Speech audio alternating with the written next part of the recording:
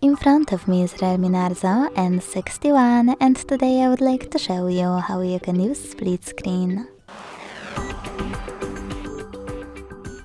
Begin by selecting an app to use in this view and tapping on the second one. With both of them opened in the background, access background apps.